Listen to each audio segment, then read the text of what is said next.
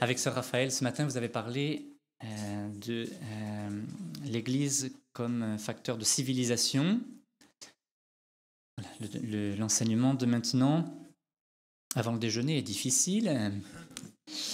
Et il va prolonger un petit peu ce qu'a dit Sœur Raphaël ce matin. On va parler de l'Église et la promotion des cultures. Avec cette question, est-ce que l'Église est facteur de culture et est-ce qu'elle l'est dans le respect des différentes cultures? Ce rapport entre l'Église et la culture est une des dimensions du dialogue de l'Église avec le monde. C'est aussi une des dimensions du dialogue entre foi et raison. Et donc, c'est une question qui est fondamentale pour la nouvelle évangélisation aujourd'hui. Et c'est une question que la constitution pastorale Gaudium et Spes aborde largement. Donc, hier, Sœur Rosa vous a décrit un peu le plan de la constitution Gaudium et Spes, avec les deux grandes parties. La première qui concerne l'Église et la vocation humaine, et la seconde qui traite de quelques problèmes plus urgents, en 5 chapitres. Donc la dignité du mariage et de la famille, l'essor de la culture, la vie économico-sociale, la vie de la communauté politique et la sauvegarde de la paix, la construction de la communauté des nations. Donc dans ce texte important sur l'Église dans son rapport avec le monde, on a 10 paragraphes qui sont consacrés à la question de la culture. Pourtant aujourd'hui, d'une manière particulière sans doute dans l'Occident, sécularisé parfois à l'extrême, est assez présente, parfois même très présente, l'idée que Église et culture sont en conflit, en opposition, et on entend parfois, souvent, dire que la foi chrétienne, ou bien plus largement que la religion en général, n'est pas ou n'est plus un facteur de culture pour l'humanité. Ou en tout cas, on considère le rapport entre religion et culture, entre Église et culture, un peu sous un angle archéologique, comme quelque chose qui a valu pour le Haut Moyen-Âge et qui ne vaudrait plus pour aujourd'hui. Donc les deux réalités, Église et culture, apparaissent souvent aujourd'hui comme étant en conflit, avec ces questions qui sont réelles. Est-ce qu'une religion peut prétendre intégrer en elle ou l'ensemble des cultures? Est-ce que c'est possible? Ou bien est-ce qu'elle ne risque pas, en essayant de les intégrer, de les transformer pour n'en faire plus qu'une? Et à ce moment-là, il n'y a plus effectivement le respect des cultures dans leurs différences. Alors on va essayer d'aborder cette question en 2 parties. Dans la première, on va faire le lien entre l'Église et la promotion de la culture en général. Et dans la deuxième partie, on verra le rapport entre l'Église et les cultures, comment il y a ce rapport entre l'Église et la diversité, la pluralité des cultures. Donc d'abord l'Église et la promotion de la culture. Et on va le faire en 4 petits points. Le premier, c'est de donner des définitions. Donc, je vous lis la définition du dictionnaire Larousse sur la culture. On la corrigera un peu après. Ensemble, donc culture, 2 points, ensemble des phénomènes matériels et idéologiques qui caractérisent un groupe ethnique ou une nation, une civilisation par opposition à un autre groupe ou à une autre nation. Exemple, la culture occidentale. Donc cette définition a un certain intérêt, je pense qu'elle est un peu insuffisante, et en particulier le terme idéologique qui peut avoir une dimension assez négative pourrait être remplacé, pour que cette définition soit plus juste, ce terme idéologique pourrait être remplacé par l'ensemble des phénomènes matériels, et au lieu de dire idéologique, on pourrait dire aussi intellectuel, artistique et spirituel. Quand je dis spirituel, c'est dans le sens le plus large du terme, c'est-à-dire pas nécessairement religieux, mais les phénomènes de l'esprit, puisqu'on a les phénomènes matériels dans un premier temps, les phénomènes de l'esprit entrent bien dans cette dimension de la culture, sans qu'ils soient nécessairement qualifiés d'idéologiques. Au début du chapitre consacré à la culture, le Concile donne cette définition de la culture qui est un peu plus longue et qui est plus complète d'un certain côté, peut-être plus pertinente à cause de ce terme idéologique. Voilà, la culture finalement est vue de façon plus positive finalement par l'Église que par le Larousse. Donc je vous lis la définition que donne le Concile. Au sens large, le mot culture désigne tout ce par quoi l'homme affine et développe les multiples capacités de son esprit et de son corps. Oui, très large. Point virgule, s'efforce aussi de soumettre l'univers par la connaissance et le travail. Encore très important, on y reviendra, c'est pas que la culture, c'est pas que... voilà, il y a aussi la question du travail. Humanise la vie sociale, aussi bien la vie familiale que l'ensemble de la vie civile, grâce au progrès des mœurs et des institutions. Traduit, communique et conserve enfin dans ses œuvres, au cours des temps, les grandes expériences spirituelles et les aspirations majeures de l'homme, afin qu'elles servent au progrès d'un grand nombre et même de tout le genre humain. Vous pourrez trouver cette définition dans Gaudium et Spes au numéro 53, paragraphe 2. Donc la culture est une dimension qui est essentielle à l'homme et qui est propre à l'homme. La culture n'existe pas dans le monde animal, justement parce qu'elle est de l'ordre de l'esprit. Elle intègre des phénomènes matériels, mais elle est de l'ordre de l'esprit. Et donc elle englobe toutes les composantes de la vie humaine. Et elle se décline dans ses différentes dimensions, les arts, les lettres, les loisirs, les sciences, etc. Voilà pour ce qui est de définition de la culture. Un second petit point qui va la préciser encore, et le troisième le fera également, c'est le lien qu'il y a entre culture et vérité. On vient de dire que la culture est une prérogative, qu'elle est le propre de la nature humaine et qu'elle est essentielle pour l'humanité en général, mais aussi pour l'humanité de chaque homme. Gaudium et Spes dit aussi, c'est le propre de la personne humaine de n'accéder vraiment et pleinement à l'humanité que par la culture, c'est-à-dire en cultivant les biens et les valeurs de la nature. Nature au sens large, pas les arbres et les oiseaux, mais tout ce qui fait l'homme. Toutes les fois qu'il est question de vie humaine, nature et culture sont aussi étroitement liées que possible. Donc, la culture est nécessaire à un homme pour qu'il devienne pleinement homme.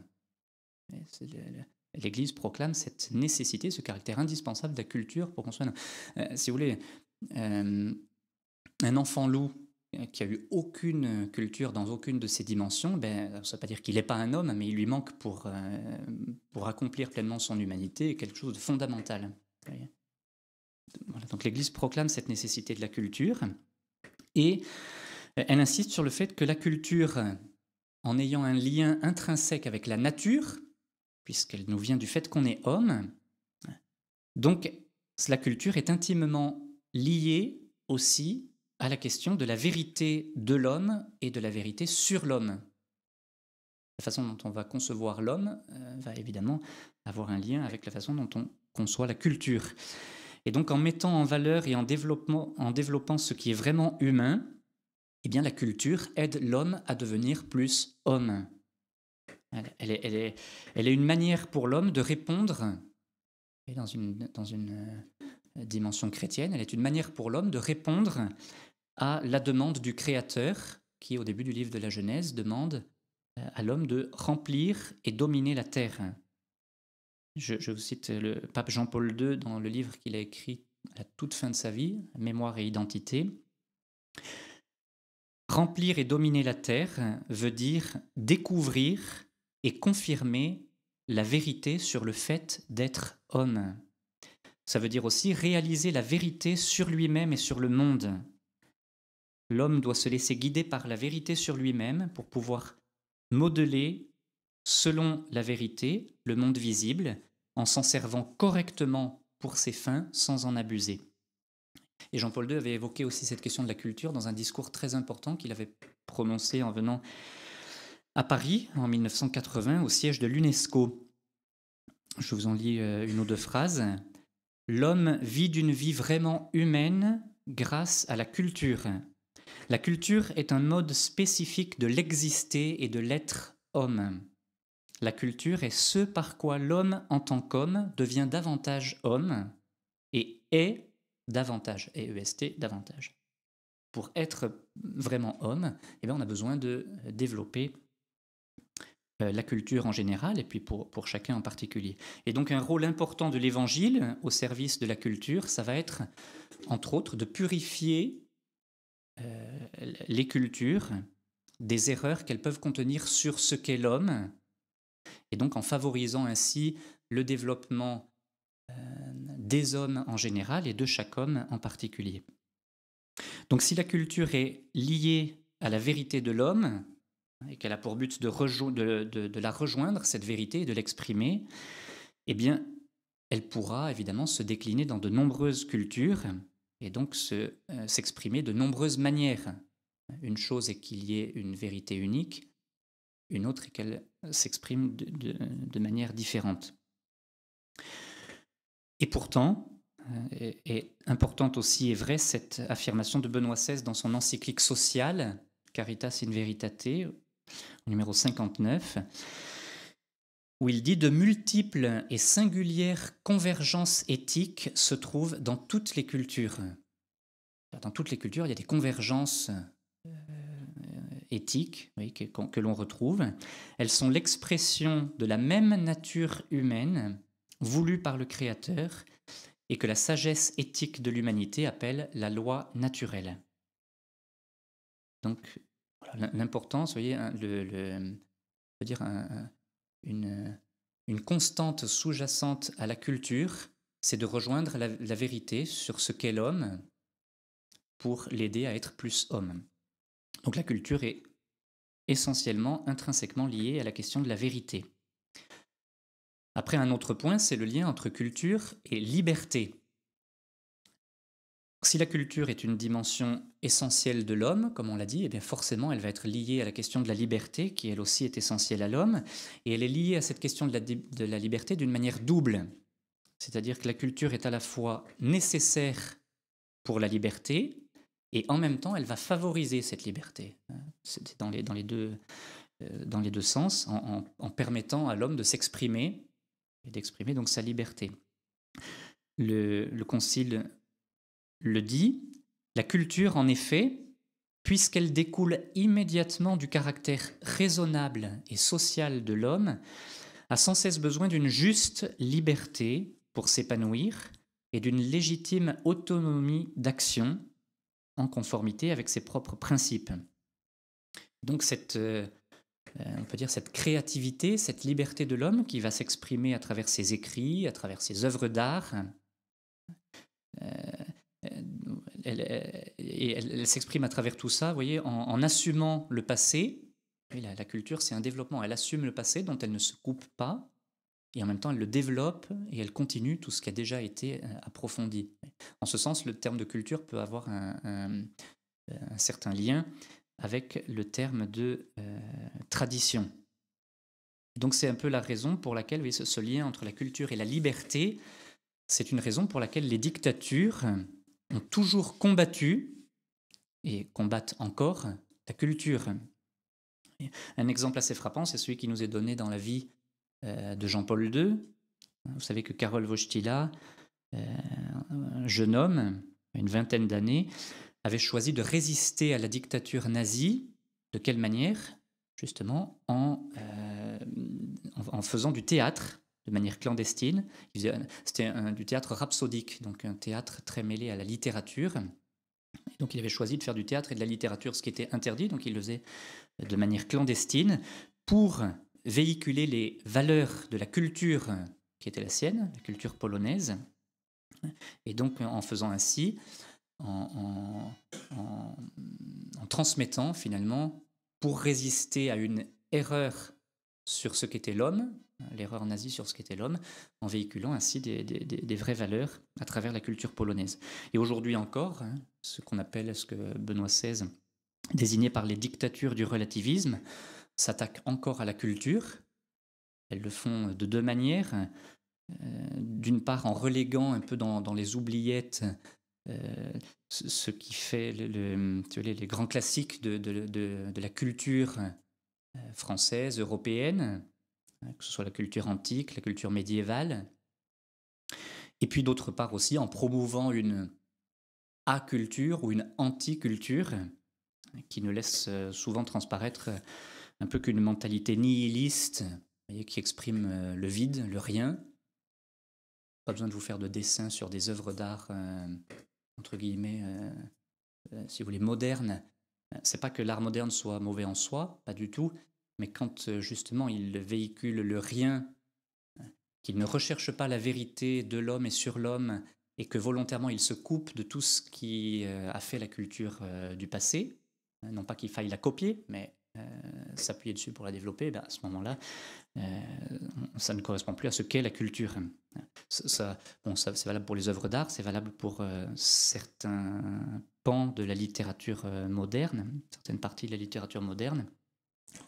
Et c'est pour cette raison que Gaudium et Spes, dans le Concile, dit il faut éviter à tout prix que la culture, détournée de sa propre fin, soit asservie au pouvoir politique et économique.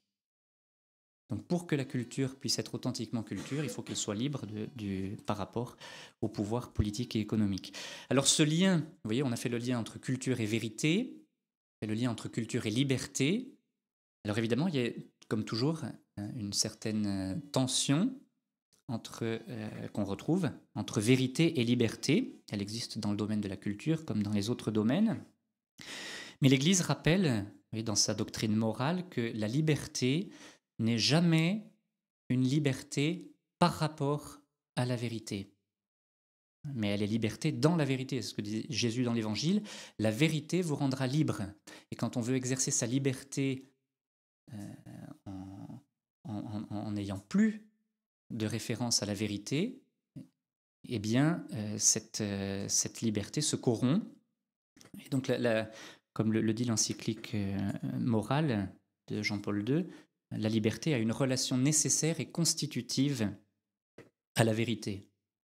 Bon, un petit exemple qu'on donne des fois aux enfants quand on prépare à la confession, je ne sais pas quoi, pour illustrer cette parole de Jésus, la vérité vous rendra libre. Quand on dit un mensonge, c'est quelque chose que... Bon, peut-être qu'il y en a qui n'ont jamais fait l'expérience, ceux qui ont fait l'expérience s'y retrouveront.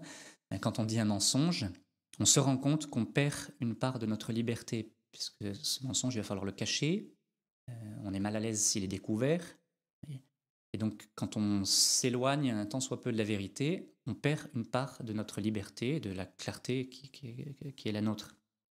Et donc en fin de compte, la liberté sans vérité n'est pas la liberté, et là où on nie Dieu, on ne construit pas la liberté, mais au contraire, on sape son fondement, et donc on sape aussi la liberté.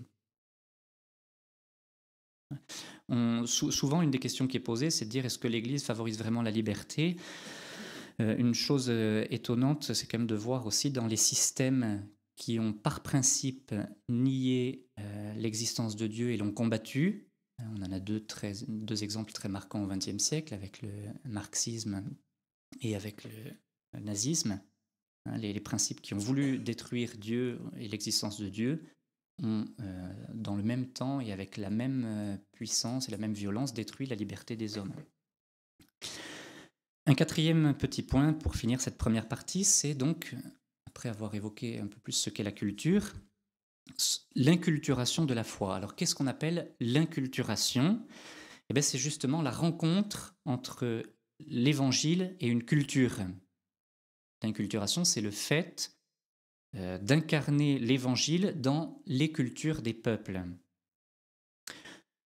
En 2012, pour l'ouverture de l'année de la foi, il était venu à Viviers. Alors Viviers, personne ne connaît, c'est la capitale, c'est le siège épiscopal du diocèse où nous nous trouvons. Donc comme a dit une fois ou l'autre notre évêque, il a dit « Je suis le seul évêque de France à ne pas avoir un feu rouge dans sa capitale, dans sa ville épiscopale, parce que c'est un peu un trou. » Donc était venu pour l'ouverture de l'année de la foi à Viviers un cardinal qui est africain, guinéen je crois, donc le cardinal Robert Sarah. Et il était venu faire une conférence et il avait évoqué, entre autres sujets dans cette conférence, il avait évoqué la question de l'inculturation, alors un peu sous l'angle africain, enfin sous l'angle africain, il n'y a pas d'angle africain pour évoquer l'inculturation, mais il l'avait évoqué dans le contexte de l'Afrique, puisque c'était son sujet. Et il avait commencé par donner justement, par parler de l'inculturation d'une manière très belle. Donc je vous lis un passage de ce qu'il avait dit.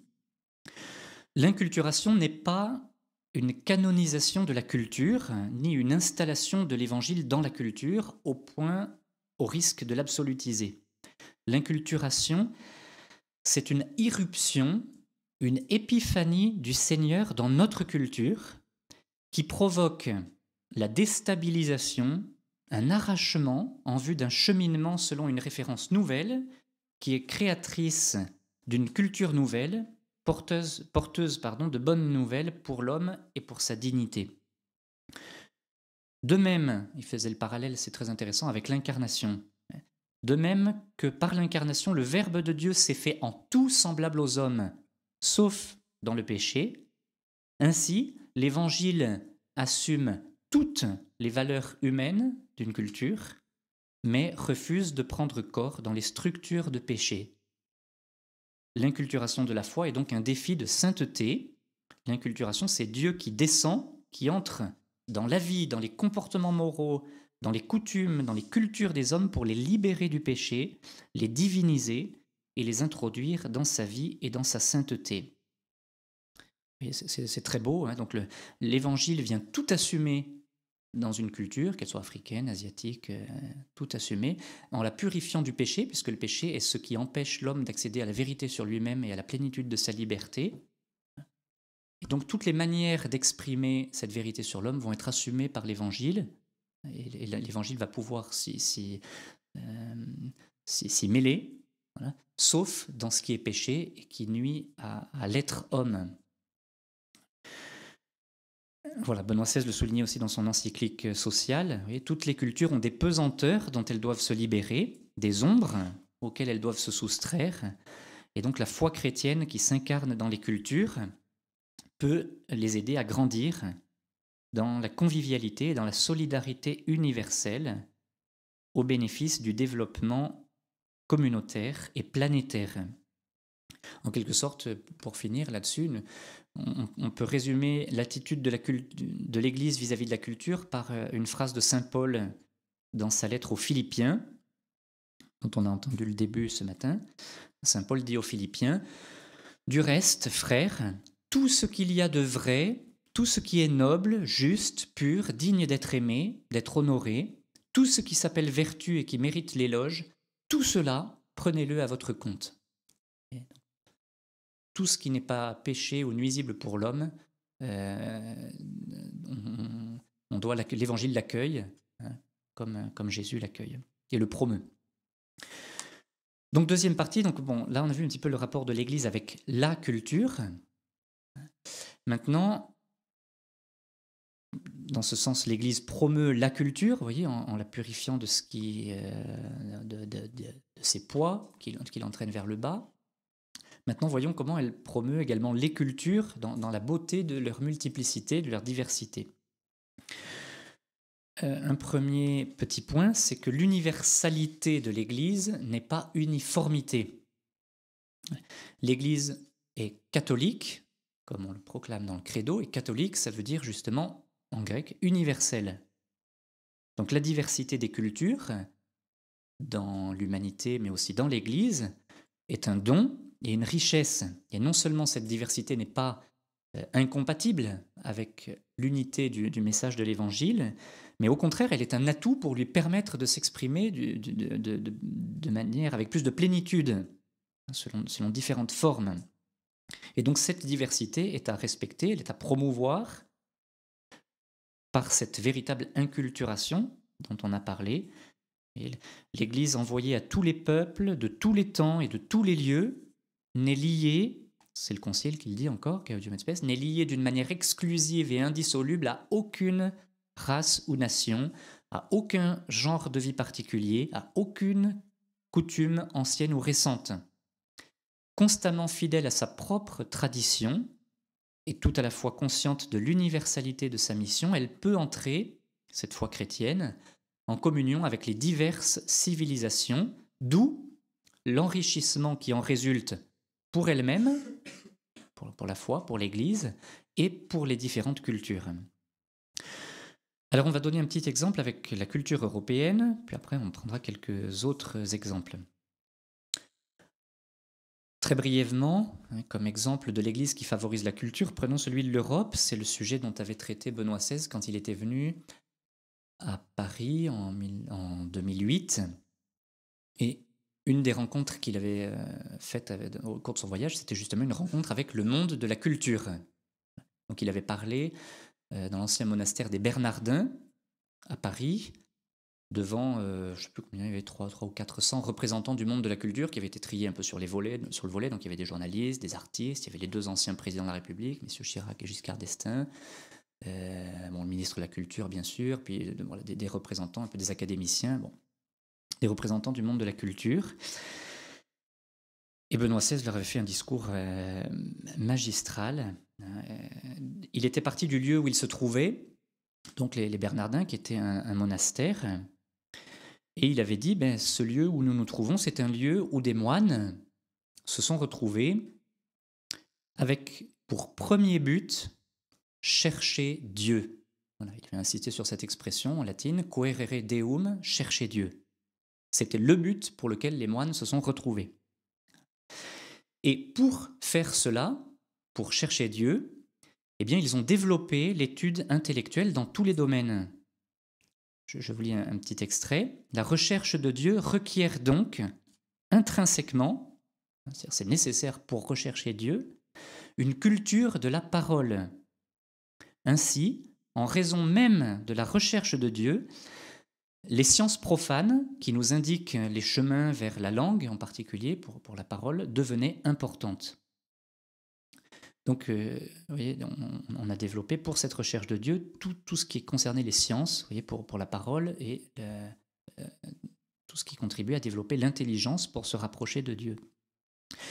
Et dans leur recherche de Dieu et leur désir aussi de le rechercher en répondant, vous voyez, à cet ordre de Dieu au début de la création, dominez la terre, soumettez-la, eh bien les moines ont aussi développé le travail, pas que la dimension intellectuelle, mais aussi le travail. D'où cette devise des bénédictins, ora et labora, prie et travail. En fait, c'est même plus que ça, c'est même un peu intraduisible parce que dans le labora, il y a le ora qui revient en latin. Et donc, si vous voulez traduire avec le jeu de mots que ça représente, ça fait prie et travail avec la prière dans le travail. Oui. Et donc, les monastères sont devenus à la fois, oui, dès le haut Moyen-Âge, hein, Saint Benoît a fondé les monastères au 5e, 6e siècle. Donc les monastères sont devenus non seulement des centres de réflexion et d'études intellectuelles qui ont parsemé l'Europe, mais en même temps des lieux où se développait la maîtrise et le travail de la terre, et des lieux de savoir-faire et d'échange à la fois spirituels, dans le sens large, spirituel de l'esprit, intellectuel, et aussi matériel et donc culturel. C'est ainsi, poursuivait Benoît XVI, que le travail des hommes devait apparaître comme une expression particulière de leur ressemblance avec Dieu, et sans cette culture du travail qui, avec la culture de la parole, constitue le monachisme, ce que sont les moines, eh bien le développement de l'Europe, son ethos et sa conception du monde sont impensables. Et à la base de cette construction de l'Europe, eh bien, il y a ce développement lié de la culture de la parole, des sciences intellectuelles, du travail, du savoir-faire culturel et matériel, qui venait d'où? De la recherche de Dieu par les moines. Et donc, voilà, c'est de cette recherche de Dieu par les moines qu'a surgi cette culture européenne dans toutes ses dimensions. Je vous lis la fin du discours. Coerere Deum, chercher Dieu et se laisser trouver par lui, cela n'est pas moins nécessaire aujourd'hui que par le passé. Une culture purement positiviste qui renverrait dans le domaine subjectif comme non scientifique la question concernant Dieu serait, les mots sont forts, la capitulation de la raison, le renoncement à ses possibilités les plus élevées et donc un échec de l'humanisme dont les conséquences ne pourraient être que graves. Et la dernière phrase, ce qui a fondé la culture de l'Europe, la recherche de Dieu et la disponibilité à l'écouter, demeure aujourd'hui encore le fondement de toute culture véritable. Il a quand même été très applaudi par tout le monde à la fin de son speech, mais voilà, c'est très beau de voir la hauteur de vue avec laquelle il a abordé cette naissance de la culture européenne. Et on a été un peu surpris parce que quand on a entendu le discours, c'est pas ce à quoi les gens s'attendaient, ou nous attendions, et personne n'a critiqué le fond de ce discours ensuite. Vous voyez, tellement, je dirais, c'est puissant historiquement. Et Alors, quelques autres exemples pour voir autre chose que la culture européenne. Bon, Sœur Raphaël vous a mentionné les frères Cyril et Méthode en Europe de l'Est qui ont développé la culture slave avec l'alphabet. Je n'y arrête pas. On cite très brièvement la promotion de la culture sur d'autres continents. Vous savez que les missionnaires qui ont évangélisé l'Afrique, par exemple, ont été, et en même temps qu'ils portaient l'évangile, ils ont été des promoteurs du développement des populations autochtones de l'Afrique, en apprenant, en respectant et en promouvant les us et coutumes locaux, je ne sais plus si enfin les coutumes locales, les cultures locales. Par exemple, Charles de Foucault, on ne le sait pas beaucoup, mais Charles de Foucault a été celui qui a écrit le premier dictionnaire français touareg. Donc, c'est quand même une œuvre qu'il fallait faire, si vous voulez, et qu'il a tenu à faire pour que soit respectée et promue la culture touareg et qu'on puisse leur apporter l'évangile tout en les laissant demeurer et développer ce qu'ils étaient et ce qu'ils sont. Un petit exemple aussi en Asie, particulièrement en Chine, avec cette figure célèbre du jésuite italien Matteo Ricci, qui a vécu de 1552 à 1610, à peu près les mêmes dates que le saint de ce matin, un jésuite aussi. Donc son procès de béatification est en cours à lui. Il a été un des premiers jésuites à pénétrer en Chine et il a étudié de fond en comble la langue et la culture chinoise, avec une profonde sympathie pour elle. Il est reconnu en Chine, il faut le faire parce que pour pénétrer la culture chinoise, en plus à cette époque, c'était inédit de la part d'un occidental. Il est considéré, c'est un des très rares étrangers à être considéré comme un père fondateur de l'histoire chinoise. Quand on sait un peu l'imperméabilité de la Chine aux autres cultures pendant très longtemps. Il a été en 1601 le premier Européen à pouvoir pénétrer dans la cour impériale en présence de l'empereur. Et sa rencontre avec l'empereur et avec ses proches est à l'origine de l'essor, entre autres, de l'horlogerie moderne en Chine, puisqu'il leur a apporté des horloges, il leur a appris comment ça marchait. C'est lui qui a été à l'origine de ce développement. Et c'est lui qui va apprendre les sciences au fils préféré de l'empereur. Et il va traduire en chinois des livres de philosophie, de mathématiques et d'astronomie pour les aider à se développer dans leur domaine. Et en même temps, il va apporter la philosophie de Confucius en Europe pour qu'elle soit découverte et approfondie. Donc il a vraiment travaillé dans les deux sens. On peut aussi évoquer les épopées des missionnaires héroïques dans le Grand Nord canadien, essentiellement des religieux, des Oblats de Marie Immaculée, qui ont travaillé pendant des années, au prix de sacrifices absolument indicibles, pour vivre avec les Esquimaux, tout en les gardant dans leur culture et en purifiant de certaines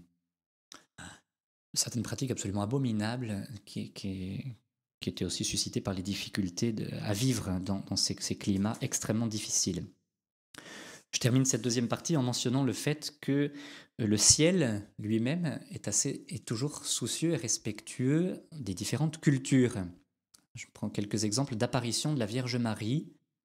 Vous savez qu'elle est apparue à Guadalupe au Mexique en 1531 et elle est apparue en métisse, donc entre aztèque et espagnol. et ce qui était rarissime à l'époque. Elle portait sur elle un vêtement avec plusieurs symboles aztèques, et elle est apparue un 12 décembre 1531. C'était une date qui indiquait pour les Aztèques une nouvelle ère. Vous voyez, la Sainte Vierge est attentive aux cultures dans lesquelles elle apparaît. Elle est apparue au Japon en 1973-1975 avec les yeux bridés. C'est joli quand même parce que oui, elle est apparue à Bernadette en 1850. J'ai mis 54, mais c'est 58, à Lourdes. Et comment elle a parlé à Bernadette? En patois. En patois. Elle est apparue à Pontmain. Alors elle a fait faire pareil, elle va parler en patois aussi au petit berger de la Salette en 1846. Et à Pontmain, quand elle apparaît en France, à Pontmain en 1871, elle apparaît avec une robe bleue. Je ne sais pas si vous voyez la statue de Notre-Dame de Pontmain, qui est très jolie, une robe bleue parsemée d'étoiles. C'est exactement ainsi qu'avait été refaite peu de temps auparavant la voûte de l'église paroissiale de Pontmain. Vous voyez, donc la Sainte Vierge ne vient pas gommer les cultures, elle n'apparaît pas pareil à tout le monde, elle ne parle pas la même langue à tout le monde, elle s'adapte à chacun autant que nous sommes. En conclusion, bon, il y aurait beaucoup d'autres domaines à explorer sur ce très vaste sujet de l'Église et de la promotion des cultures. Bon, on aurait pu redire aussi, peut-être que Sœur Raphaël l'a fait ce matin, redire aussi tout ce que la foi chrétienne a permis de développement aux différents arts, dont elle a été pendant longtemps, la foi chrétienne a été, pour ainsi dire, la seule inspiratrice de l'art. On pense à la sculpture, à la peinture, à l'architecture, les cathédrales, à la musique, à la littérature, mais aussi à la philosophie. C'est important de rappeler que beaucoup de notions philosophiques se sont développées à partir de la réflexion et de la théologie chrétienne. Un petit exemple, les concepts de personne et de nature, et donc tout ce qui est ensuite inhérent, par exemple de dignité de la personne, on a commencé à réfléchir dessus à partir de la réflexion théologique sur le mystère de la Trinité. Comment ça marche avec plusieurs personnes, une seule nature, et à partir du mystère de l'incarnation, la personne de Jésus qui a la nature humaine et la nature divine. Et c'est à partir de la réflexion théologique sur ces sujets qu'ensuite on a réfléchi d'une manière philosophique sur ces concepts de personne et de nature, et qu'aujourd'hui on peut réfléchir sur ce qu'est la dignité de la personne. Donc la foi est vraiment un moteur pour la culture, et ce qui permet à la fois d'être un moteur pour la culture ici-bas, c'est le fait qu'elle a aussi les yeux fixés sur le monde à venir et sur le ciel. Le fait que les chrétiens aient les yeux fixés vers le ciel et qu'ils regardent comme prioritaire la vie future, ça ne les détourne pas. Non seulement ça ne les détourne pas de travailler au développement et à la culture de ce monde-ci, mais au contraire, comme il est vu dans une perspective de préparation à quelque chose de beaucoup plus grand, l'importance du développement sur la Terre a des racines, si vous voulez, beaucoup plus profondes. Et avec cette perspective de la vie éternelle, nous donne une décision et des forces puissantes pour travailler à l'avènement de cette vie éternelle dès maintenant, en nous développant sur cette terre. Voilà, en comprenant la signification profonde et entière de tout ce que nous faisons maintenant pour le développement de l'homme et des hommes dans cette perspective de la vie éternelle. Et on peut dire, pour finir, que cet échange entre foi et culture est à double sens. L'Église et la foi sont importantes pour la culture et en permettent un développement dans un sens bon pour l'homme. Et en même temps, la culture apporte à la foi en lui permettant de s'exprimer vraiment à tous les hommes dans le respect de ce qu'ils ont reçu dans leurs différentes cultures et dans tous les domaines. Donc, et comme le dit la Constitution Gaudium et Spes, le monde apporte aussi à l'Église. Mais l'Église, en même temps, c'est une expression du pape Paul VI, qui est experte en humanité, a quelque chose à apporter au monde, qui est de l'ordre d'une éducation pour que la culture soit vraiment au service de la dignité et du développement authentique de l'homme, en le tournant vers la vérité pour laquelle il a été créé et sans laquelle il ne peut pas s'accomplir d'une manière authentique.